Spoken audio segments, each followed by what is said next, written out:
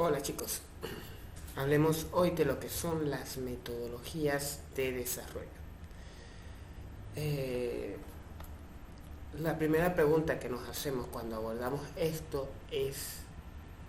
¿por qué necesitamos usar una metodología de desarrollo? ¿Qué nos lleva a nosotros a pensar que es necesario usar una metodología de desarrollo? ¿Por qué no iniciar un proyecto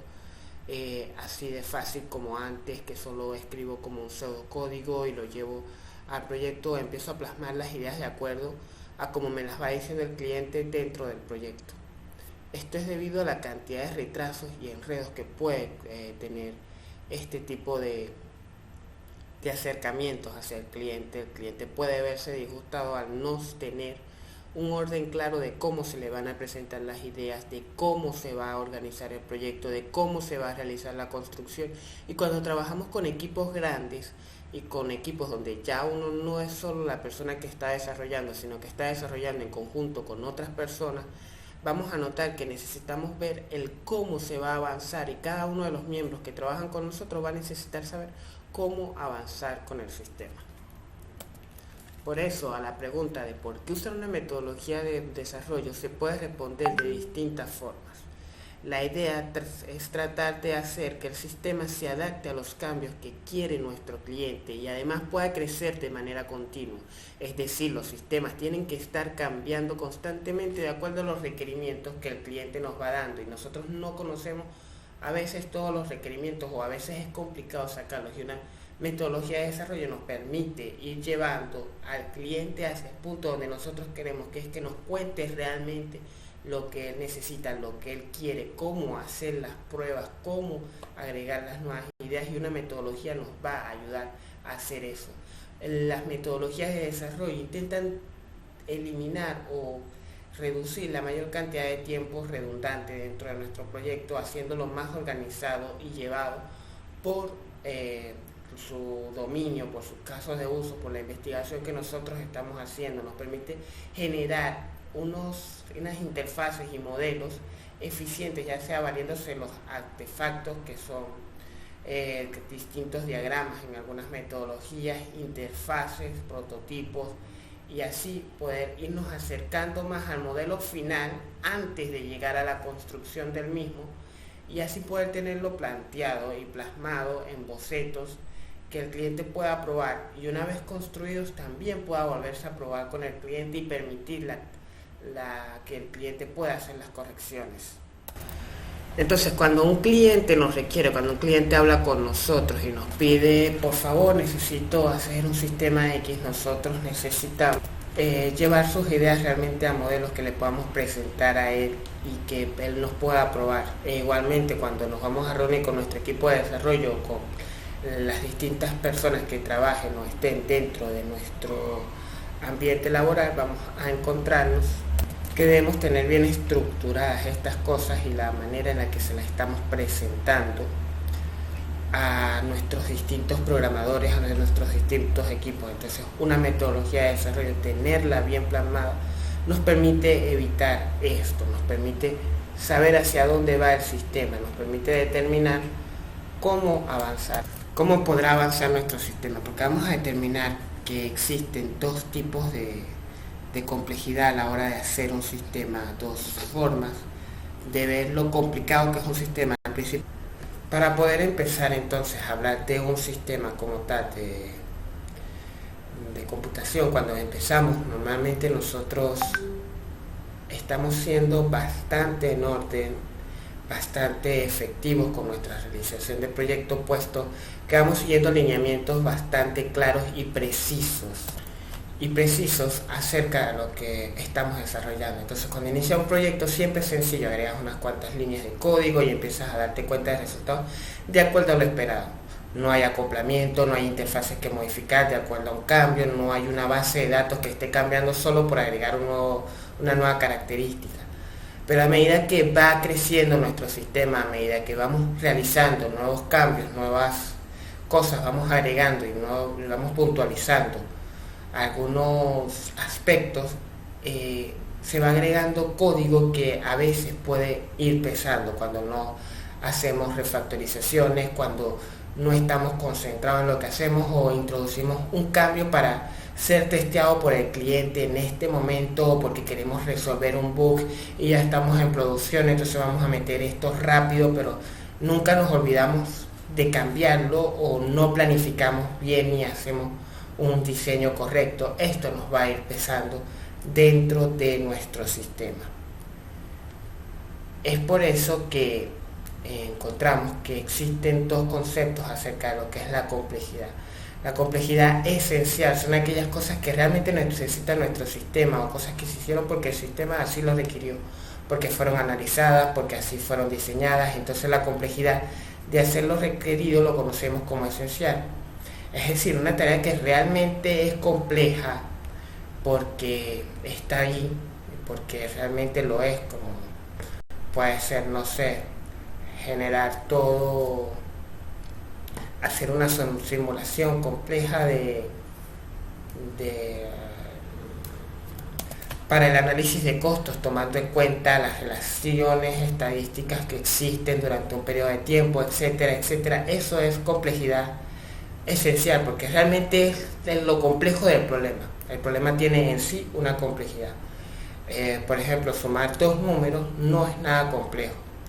pero si para nosotros sumar esos dos números tuviéramos que pasar por una serie de procesos, una serie de variables y una serie de cosas que al final no tienen nada que ver con la suma de esos dos números, qué sé yo, que por ejemplo hubiera que hacer una petición a una API de Google para XY, para registrar analítica, y luego habría que configurar el log de errores, y luego habría que configurar etcétera, etcétera, etcétera, etcétera, y estuviésemos atados a muchas cosas que al final no nos están beneficiando en nada. Eso puede ser considerado complejidad accidental. La complejidad accidental es bastante difícil de ver y vamos a ir observándola a medida que vayamos avanzando en las clases. Lo importante acá es saber que la complejidad esencial y la complejidad accidental nos da más o menos cuánto es el tiempo del sistema, porque el sistema viene dado por el costo del tiempo, nos lo va a decir cuánto tardamos en introducir una feature, una complejidad esencial, y cuánto nos tardamos en colocar una complejidad con la complejidad accidental. Es decir, agregar un label en una página web, cambiar el nombre a una etiqueta, es bastante sencillo, es simplemente cambiar el nombre. Pero imagínense que quien diseñó las plantillas no las diseñó bien, sino que permitió que este nombre que está acá, esta etiqueta, se repitiera a través de 20.000 páginas o 20 páginas. La primera vez que lo hizo realmente no era una tarea compleja y era sencillo, solo la cambió allí. Pero a medida que se fueron agregando páginas, por ejemplo, que esta etiqueta esté directamente en el header y los headers se estén insertando en código como se hacía en HTML antes de los frameworks, podíamos colocar el header en cada página y teníamos que ir agregando ese header y todo lo que hiciéramos en el header a cada una de nuestras páginas que estamos desarrollando. Entonces eso es como complejidad accidental, porque se pudo haber solucionado de muchas otras formas, impidiendo que cada vez que tengamos que cambiar esto haya que cambiarlo en cada uno de las páginas que hicimos. Con diseño de clases, con aplicación de patrones de diseño y con aplicación de metodologías como Solid, nos permitimos evitar este tipo de cosas, este tipo de comportamientos de tener que redundar en hacer el mismo código y echarlo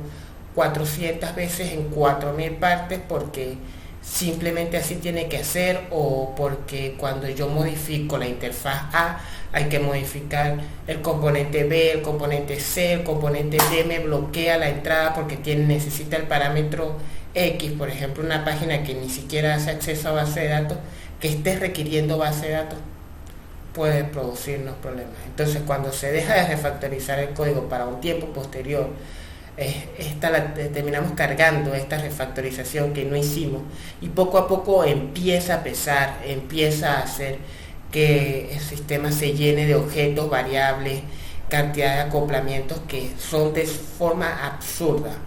Entonces, con la metodología de desarrollo tratamos de obtener lo que realmente es esencial, lo que requiere nuestro sistema esencial, lo que podemos hacer, lo que podemos hacer, lo que nos podemos preparar para el cambio, lo que podemos estar pensando, esto va a cambiar bastante porque ya está planteado de aquí a unos meses o de aquí a unas semanas. Entonces es mejor que esto quede bastante claro. Nos dice Ken Beck que la mejor forma de hacer una funcionalidad es primero hacer que funcione. Entonces esto es importante. Primero hacemos que funcione, no nos paramos realmente en que si está bien construido, si no está bien construido, si está bien, si no está bien refactorizado. Y en los siguientes ciclos lo que vamos a hacer realmente es arreglarlo y mejorarlo en código para que soporte escalabilidad, para que soporte redundancia, paralelismo y todas estas otras cosas. Pero claro, siempre consciente de no hacer optimizaciones prematuras, es decir, no tratar de optimizar cosas que quizás no van a surtir un fruto. Entonces, tener mucha complejidad accidental, estar agregando cambios a nuestro sistema constantemente que no tienen nada que ver con lo esencial de nuestro sistema y estar agregando un diseños fallidos, clases que no van con el estilo, que los hacen cargar, lo único que nos aumentan es el tiempo de desarrollo. Este tiempo de desarrollo, esta pequeña gráfica la saqué de Codely TV, no sé dónde la sacaron ellos, pero la complejidad esencial, vamos a ver que la complejidad de un sistema realmente es la mezcla entre estas dos cosas. Y fíjense cómo la complejidad esencial al principio comienza siendo básicamente la misma que la accidental, pero a medida que va creciendo, y esto nos va a pasar en la mayoría de los desarrollos, no es algo que podamos evitar realmente. Lo que vamos a buscar es controlarla, así que no nos preocupemos tampoco porque se está agregando mucha complejidad accidental que al final también nos puede dar un poquito de bloqueo pensar que no estamos haciendo el sistema perfecto. No, esto va a ocurrir, pero lo que queremos es hacer que esta curva no crezca tanto en torno a la esencial, sino mantenerla lo más posible orientado hacia lo que es la esencial. Por eso vamos a capturar cuál es nuestro dominio, cuáles son nuestras reglas de negocio, cuáles son nuestros casos de uso y vamos a protegerlo de este amigo que está acá, de que este amigo no nos afecte nuestras reglas de negocio, que este amigo no nos permita eliminar nuestro dominio o romperlo. Y es que es clave saber que a medida que agregamos complejidad accidental, agregamos tiempo y costos a nuestro proyecto. Es decir, cuando un feature comienza a desarrollarse, este feature es bastante sencillo y no nos toma tiempo hacerlo, pero a medida que vamos agregando mayor cantidad de herramientas a nuestro sistema, a medida que vamos agregando mayor cantidad de código, cada vez agregar un nuevo requerimiento, una nueva característica, se va haciendo más complejo, entonces vamos a notar que nuestro desempeño como desarrolladores se va a ir mermando y vamos a decir, oye, el equipo de desarrollo antes liberaba una página cada cierto tiempo, ahora está tardando el doble, y luego el triple, y luego el cuádruple, y no es por el hecho de que no seamos los mismos desarrolladores o que estemos flojeando más. De hecho, es probable que te encuentres, llegado a cierto momento, en proyectos en los que te das cuenta de que estás trabajando mucho más que antes, pero la capacidad de producir código y la capacidad de agregar características al código se ha visto reducida. Y eso es por la cantidad de carga y complejidad accidental que estás agregando, porque se está superponiendo la cantidad de carga adicional a lo que realmente se necesita hacer. Esto termina haciendo que tú como desarrollador, dependiendo de cómo estés en el tipo de empresa en la que te estás manejando, o tú como arquitecto en el tipo de empresa que te estás manejando, acarree más costos para tu cliente, porque tu cliente debe esperar mucho más por cada feature. Tú como desarrollador a veces te vas a ver presionado a terminar un feature que en más de tus horarios de trabajo y te vas a ver presionado a no descansar. Un buen diseño realmente te da dos cosas: ahorro de tiempo para el cliente y también ahorro de tiempo para ti, porque te va a dar chance de descansar, y además es siempre tener claro el cómo vas a ejecutar las cosas, pero para eso debemos enfocarnos también en aprender buenas prácticas de programación a la hora de hacer nuestros programas y a la hora de hacer nuestras arquitecturas a nivel de diseño. Entonces, por eso enfocarnos bastante en aprender este tipo de cosas nos va a dar un mejor enfoque en nuestro trabajo. Esto elimina bastante la incertidumbre de hacia dónde va el sistema. Es decir, el saber cómo va a avanzar, el saber cómo se va a modelar, el saber cómo vamos a proseguir con cada una de las cosas que estamos haciendo, le va a permitir a todo el equipo de desarrollo avanzar de forma armónica, lo que hace que se mejore la distribución de las tareas y el tiempo que tomamos para hacer cada una de ellas. Entonces nuestro equipo de desarrollo puede determinar de manera más correcta y más precisa el cómo se hace cada una de las tareas, lo que le da al desarrollador que está trabajando en estas tareas una concentración en lo que está haciendo, más que estar derivando o estar pensando en cómo va a ser o en qué sigue o qué tiene que preparar. A veces nos encontramos que no sabemos cómo diseñar una clase porque no tenemos todo el modelado de hacia dónde avanza el sistema, y a veces cuando lo sabemos realmente podemos diseñar la clase y encapsularla bien a modo de que esté preparada para acoplarse a las otras clases y lo suficientemente desacoplada como para que los cambios no le afecten tanto. Para esto tenemos distintas metodologías de desarrollo. Tenemos desarrollo en cascada y desarrollo ágil. Entonces, el desarrollo en cascada, ¿verdad?, es cuando nosotros empezamos a hacer el sistema desde el inicio y lo vamos llevando paso a paso hasta el final. Es decir, vamos siguiendo un conjunto de pasos los cuales están bastante ordenados. Normalmente lo que primero hacemos es hacer la recolección de datos con el cliente y luego avanzamos a la construcción, al mantenimiento y al final logramos entregar un sistema rentable. El sistema, cuando termina de esto, no es que está esperando nuevos cambios, no es que está esperando al cliente, sino que ya se da por concluido. El sistema se plantea completamente. Entonces, durante este proceso no se admiten nuevos cambios del cliente, sino que ya se tiene todo planificado hasta su fin. Esto no quiere decir que luego el sistema no vaya a sufrir algunas actualizaciones, etcétera, pero ya se dan en otros procesos metodológicos diferentes. Se supone que cuando se terminó la metodología, cuando se terminó de aplicar, se llegó al producto final. Ya que después quieran sacar una versión 2.0 o una nueva versión, es un nuevo ciclo de sistema. Entonces, en el desarrollo en cascada se va dando todo en exacto orden. Entonces, para realizar el desarrollo en cascada, lo primero que hacemos es levantar el clic del levantamiento de requerimientos, que no es más que ir a hablar con el cliente y consultar y preguntar cuáles son las cosas que se quieren, cómo se requieren hacer las cosas, evaluar los casos de uso, se va hacia la empresa, se toman muestras de lo que se está haciendo y luego todas estas cosas que llevamos y obtenemos de acuerdo a la fase de recolección de datos, la llamamos un proceso de análisis, que va más que todo en hacer los modelos, los distintos diagramas, presentar el sistema en base a diagramas y modelos, no en construcción, de tal manera que se pueda ver aprobado por el cliente o entre nosotros como equipo de desarrollo podemos llegar a un consenso y luego a una planificación de cómo se va a ir abordando cada una de las fases de creación de este tipo de estas distintas cosas en el análisis. En medio de esto se da la construcción. La construcción no es más que emplear las metodologías de desarrollo y los códigos que ya tenemos y empezar a codificar nuestro sistema como tal. Durante estas fases, algunas de las metodologías de las que vamos a ver nos permite refinar algunos de los requerimientos. Una vez se ha terminado la construcción, que incluye también una parte de pruebas, se procede a la implantación dentro de la empresa o dentro del lugar donde se va a llevar a cabo el sistema para pasar a las pruebas finales con los usuarios finales realmente, y de acuerdo a estas pruebas pueden surgir nuevos bugs, nuevas características que se les va a hacer mantenimiento para llevar a quitar el sistema, al final tener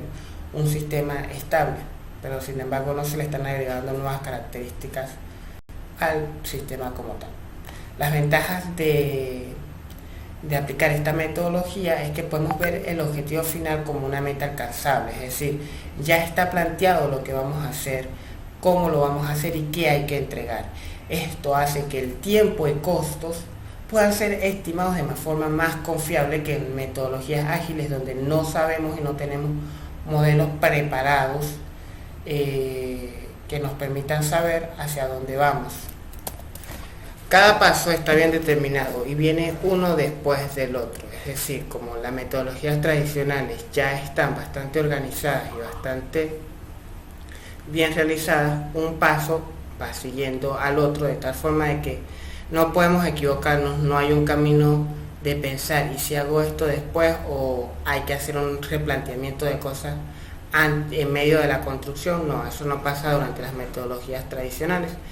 Cuando el cliente no está claro de lo que va a hacer, puede ser difícil colocar un cambio nuevo, que es bastante una consecuencia que nos trae este tipo de metodologías. Ya el cliente tiene que tener la idea pensada y planificada en los primeros 3 pasos de la metodología. Ya cuando estamos en construcción es un poco más difícil incluir un nuevo cambio dentro del sistema,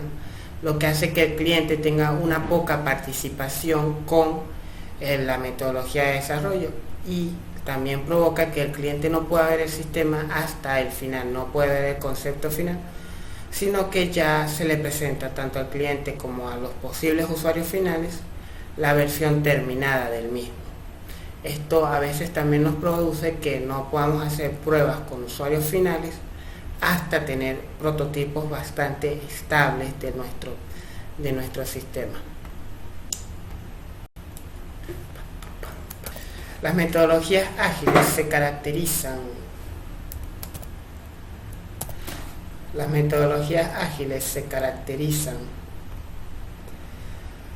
más que todo por tener una gran comunicación con el cliente, de tal forma que a medida que se van descubriendo las características se va avanzando con el sistema. Esto nos permite una gran flexibilidad y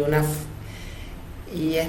muy funcional cuando lo que tenemos o lo que queremos hacer son sistemas que van a estar cambiando y evolucionando constantemente. Normalmente cuando el cliente tiene una idea nueva o un prototipo de alguna nueva sugerencia, va a querer estar probando y experimentando con distintos modelos, con distintos features, con distintas características hasta poder conseguir y encontrar la que más se adapta, la que mejor va con él, y en esto las metodologías ágiles nos ayudan un poco más. Además que el proceso en las metodologías ágiles es mucho más rápido que en las tradicionales. Entonces esto quiere decir que nuestro sistema va a actuar como una especie de plastilina que vamos a ir moldeando a medida que va avanzando el proyecto. El ciclo de vida común de los desarrollos ágiles viene por el levantamiento de requerimientos, que es bastante parecido a lo que se hace en la fase inicial de una metodología tradicional. Sin embargo, en este levantamiento de requerimientos queremos más que todo conseguir las metas esenciales, que es lo esencial en el sistema para poder comenzarlo. Y junto con esto podemos llevarlo a una fase de análisis de requerimientos para llevar realmente esto a distintos modelos o bocetos en interfaces, que es realmente lo que se aplica durante las metodologías ágiles para tener un prototipo aceptable para luego planificar las distintas tareas que se van a realizar en este sistema. Se abordan durante cada uno de los ciclos las tareas que más han quedado con mejor prioridad para ser liberadas. Estas llegan a construcción, luego entre la fase de construcción se hace un pequeño testing de lo que va a llegar a implantación. Esto es desplegado en nuestros servidores o desplegado a tiendas o dependiendo de cómo sea el sistema de despliegue, para luego pasar a pruebas con el usuario, con los usuarios finales y con el cliente. Este cliente nos va a dar probablemente nuevos bugs o nuevos features que va a querer agregar, y de los usuarios finales vamos a obtener también algunos otros bugs y features que van a poder ser considerados durante la siguiente fase de planificación, donde de nuevo se vuelven a tomar los requerimientos y se vuelven a analizar todos estos para poder tomar en cuenta durante la siguiente fase de desarrollo. Las ventajas y consecuencias de la metodología ágil. La principal ventaja de las metodologías ágiles es que el sistema se va construyendo, se va viendo y se va modelando a medida que se va construyendo, y siempre está en constante revisión por parte de nuestros clientes, usuarios finales, equipo de desarrollo, y a medida que se va trabajando, se permite anticipar a posibles bugs, a posibles fallas en interfaces de usuario, o mejora bastante la experiencia del usuario, debido a que ya el sistema está previamente testeado antes de ver la liberación. De esta forma el cliente nunca se ve forzado a esperar al final de desarrollo, no debe esperar hasta que el cliente tenga todo el sistema listo, y es cuando el cliente empieza a probarlo, que es lo que pasa en las metodologías tradicionales. El cliente puede darnos nuevas características o hacernos correcciones sobre las características que ya fueron planteadas e irlas mejorando a medida que vamos agregando estos features a nuestro sistema, y vamos obteniendo retrospectiva de retroalimentación de nuestros clientes finales, que van alimentando, van mejorando y van ayudando a que nuestro sistema se consolide de manera más rápida. El gran problema que tienen las metodologías ágiles es que al no tener un planteamiento concreto, no tener un planteamiento final, siempre se estima a 3 o 6 meses el desarrollo que se va a hacer. Sin embargo, no es claro el cuándo acaba el sistema y cuándo el sistema puede darse por finalizado como tal, lo que no nos permite ver bien el esquema de costo,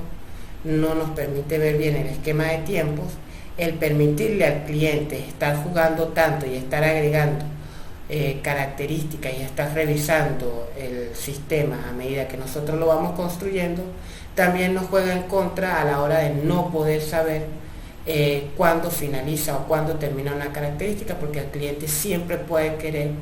estar mejorando y mejorando, y a veces se ve inalcanzable el liberar un feature dentro de las metodologías ágiles.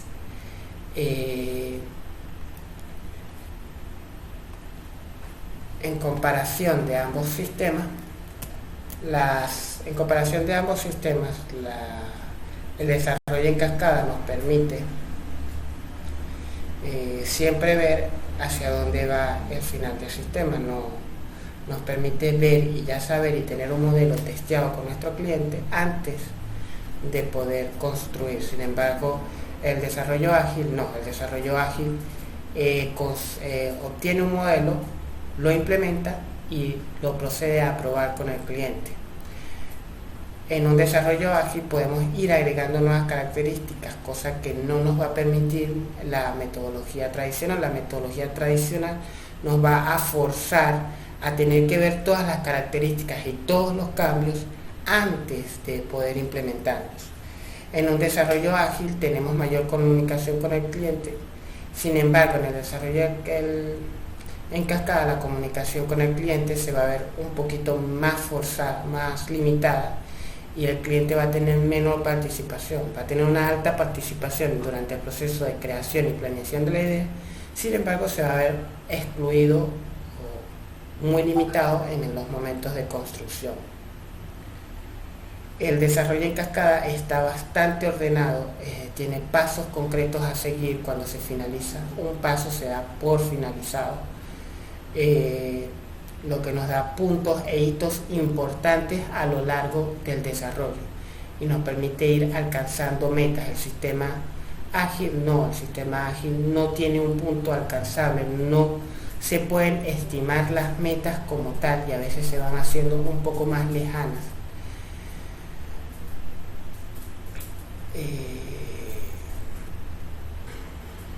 Estas son algunas de las características que podemos notar dentro de cada uno de los desarrollos. Existen algunas otras diferencias, algunas otras ventajas, algunas otras consecuencias no nombradas acá, pero la idea es que también tomen un momento para leer acerca de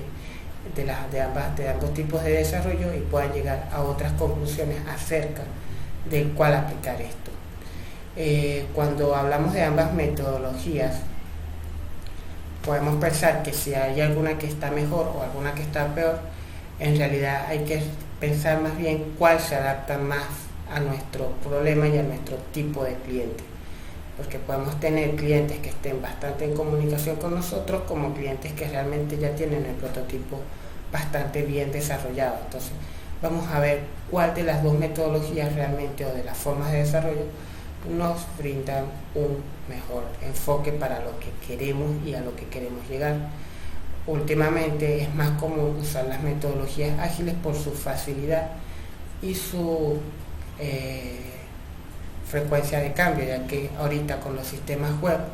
es más fácil o más rentable que un sistema, una aplicación, esté lanzando constantemente nuevos features.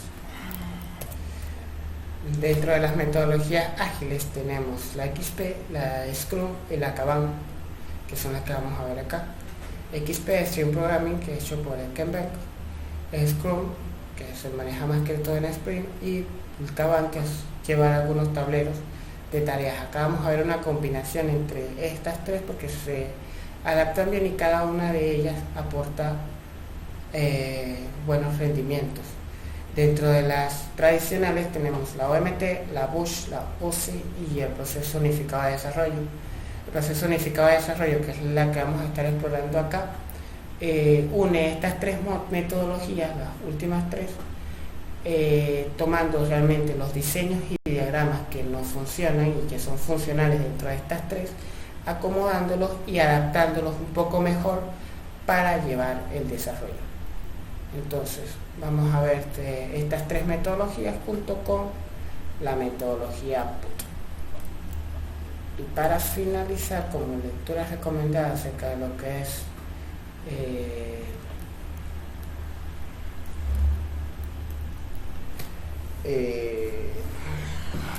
la complejidad accidental, está este artículo de acá que lo pueden buscar en Google. Hay herramientas que tienen el texto traducido al español. Hay balas de plata, lo esencial y lo accidental en la ingeniería de software. Nos vemos la siguiente clase, donde estaremos explorando las tres principales metodologías de